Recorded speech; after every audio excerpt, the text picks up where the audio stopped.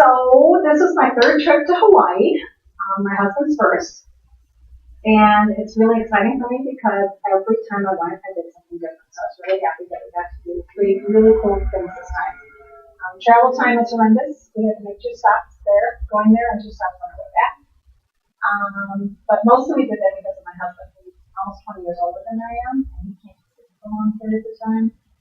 So we had a couple of stops, which made long travel days.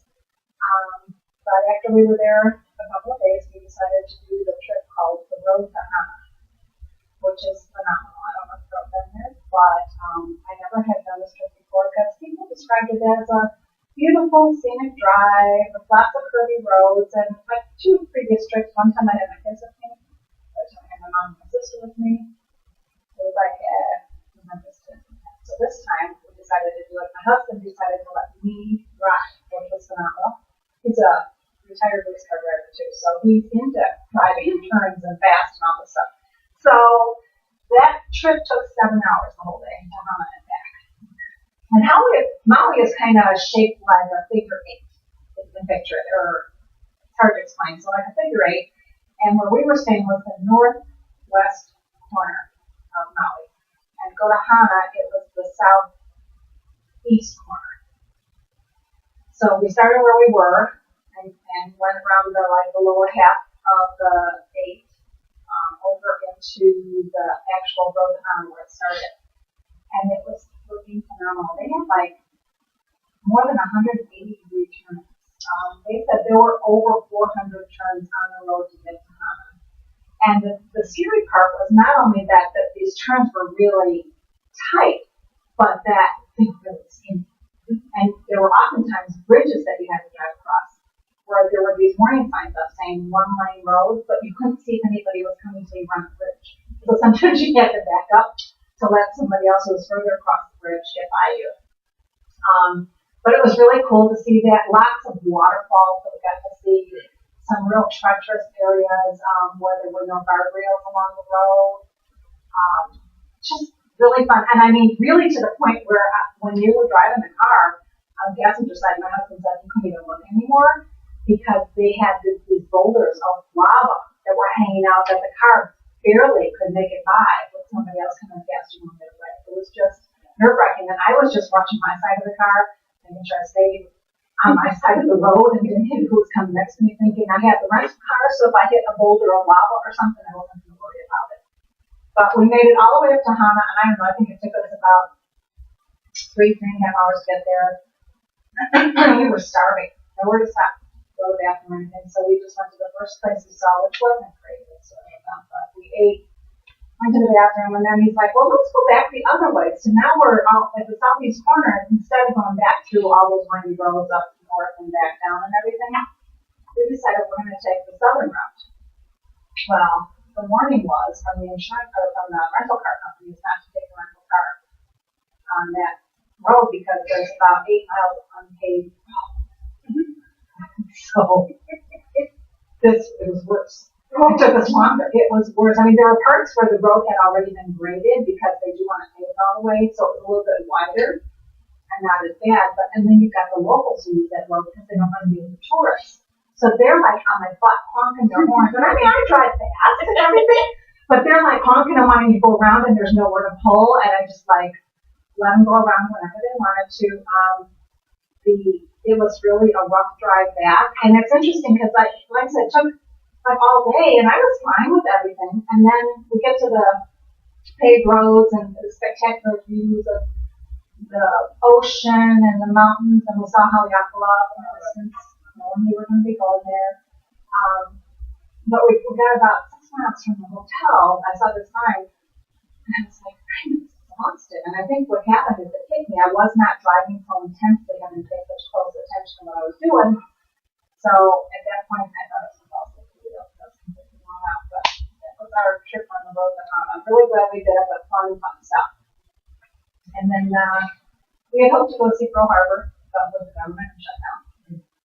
It was called $800 to fly there to the Big Island to get close and fly back. And I was like, we're not going to do that. So instead of that, we did 2 other adventures. So we did the bike ride down Haleakala. And And it was supposed to be that you got up for the sunset. So they were going to pick us up at 2 o'clock in the morning to drive us up there, see the sunrise, and then they take us from 10,000 feet down to 6,500 feet where we could ride our bicycles down.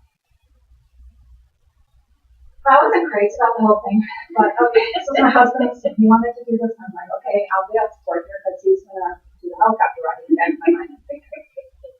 So they take us up at 4 o'clock in the morning because we can't go to the top because the park is closed because the trail is shut down.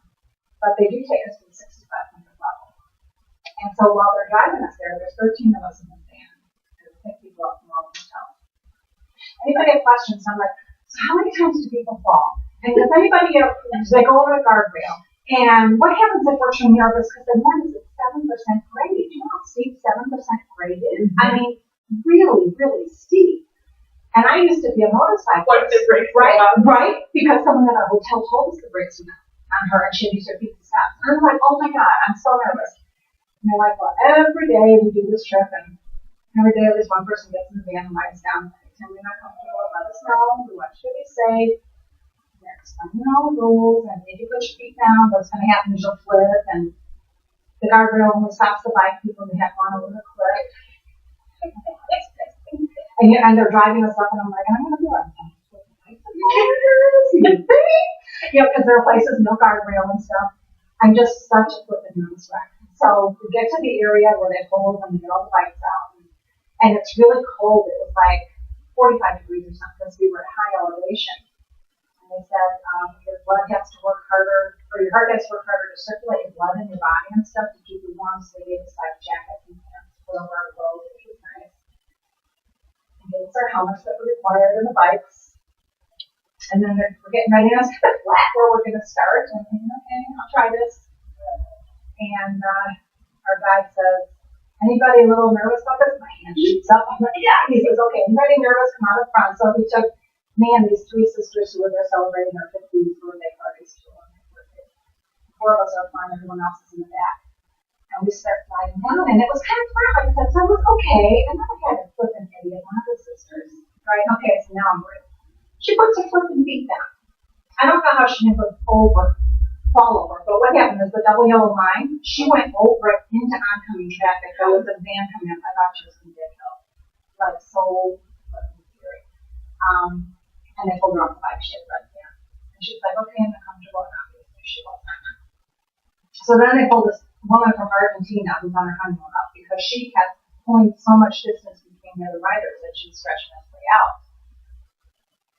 So they put her up in front. And sorry, can you repeat what? She was ahead or the Argentina? She was behind me and they pulled her up front to be the first rider behind the guide. And the other 2 sisters who were still on bikes decided, we're just going to go in the back because our sister's in the van.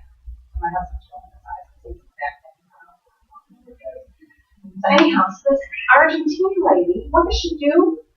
She has all this distance between her and the guide. And I'm having hit my brakes hard to keep from hitting her because she's like braking so hard and just puffing along. And I wanted to get back in my motorcycle days, do my counter steering, all the fun stuff. So we finally stopped at one point, and my husband came up and said, "We're too slow." And at that point, the guy, he didn't know what to do with his Argentina chip. You know, you can't force it going faster. So we took that break, got back on our bikes with the guy, me and my husband, and we got to cruise. And I felt like I was on my motorcycle. It was the most awesome experience. I did it. I biked down from 6,500 feet to sea level. It was awesome. How long did it take you? They picked us up before we started riding. I think it was about 6:30, and we finished at about 10:30, 11. Somewhere in there, and then we had their breakfast. We got back to our hotel to do that. So it was great. 7% grade didn't bother you? No, because once you get on the bike and it's going, it was like how motorcycle days came through. You know, it was just like that. And the guy later on, he said, "You worry too much." And I said, "Yeah, I know." And he said, "I need to be fine. You had your own motorcycle. You've rode for years. We know motorcycles are going to be okay." Otherwise, anyhow, so that was fun. And so, my husband has pictures that he posted, you know, the numbers, you know, that 5, and making fun of me and everything. So I was like, okay, so now we can't go to Pearl Harbor, so what we're going to do is a helicopter ride. I'd always wanted to do it, but never did before. My mom didn't want to go, my sister, my kids, they were too young, I wasn't going to take them. So he reluctantly agreed to do it. It was phenomenal. Everyone wanted us to try to go in the morning because there's less wind from here. But we couldn't get anything until 2:15 in the afternoon. And so when we arrived at the heliport, my husband's like 18. I could just see he was so nervous. And he's like, and how strong are the winds now? And the woman was like, well, let me check. And they're 35 miles an hour right now. He is nervous now, honestly. So we get on the helicopter, and the pilot was awesome. He's got the song playing Highway to the Danger Zone or something like that. Oh my God, great music to start taking off to, right? I'm like, oh, take it. I got like my video camera running the whole time looking out the window. It was so cool. He took up the smoothest takeoff, and we were like helicoptering around the mountains and the valleys in Maui. Gorgeous, just beautiful scenery. They have this one mountainside they call the Wall of Tears because there's so much rain that gets at the top of the mountain, and then it forms new waterfalls almost every day. And so it looks like the mountain is crying. It's just like spectacular. And so we saw a whole bunch of rainbows over Maui, and then we flew to Molokai, which is like northeast of where we were staying and everything. And he said, well, you see the bay below us, there's a name for it, dumb fishermen or something, because it's really rough seas, and you can see all the white caps in it. He said, boats are capsized all the time here. But we got over that, and we went to Molokai, which is very much uninhabited. There's not many people that live there at all. And